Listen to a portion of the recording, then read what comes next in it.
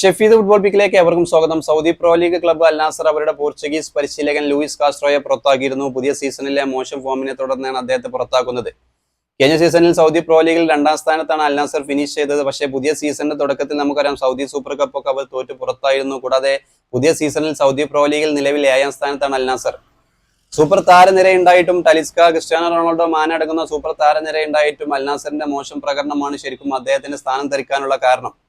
പുതിയ പരിശീലകനായി അവർ കൊണ്ടുവന്നിരിക്കുന്നത് സ്റ്റീഫാനോ പിയോളിയാണ്. ഇറ്റലിക്കാരനാണ്, 58 വയസ്സുകാരൻ. നമുക്കറിയാം AC മിലാന് 2021-22 സീസണിൽ ഇറ്റാലിയൻ കിരീടം നേടിക്കൊടുത്ത ഒരു കോച്ച് കൂടിയാണ് അദ്ദേഹം.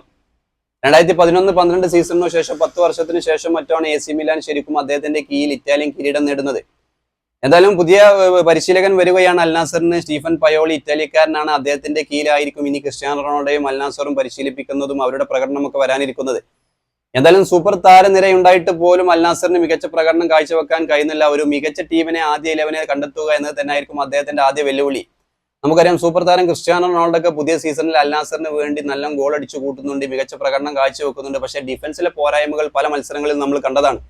ശരിക്കും അത് തന്നെ ആയിരിക്കും മാറ്റിയെടുക്കേണ്ടത് അൽ നാസറിൽ. നമുക്കറിയാം സൗദി സൂപ്പർ കപ്പിലൊക്കെ ക്രിസ്ത്യാനോ റൊണാൾഡോ ഗോളിലൊക്കെ അൽ നാസർ മികച്ച പ്രകടനം കാഴ്ചവെച്ചപ്പോൾ ഡിഫൻസിലെ പോരായ്മകളാണ് ശരിക്കും അൽ നാസറിന് ആ മത്സരത്തിലൊക്കെ പരാജയപ്പെടാനുള്ള കാരണം.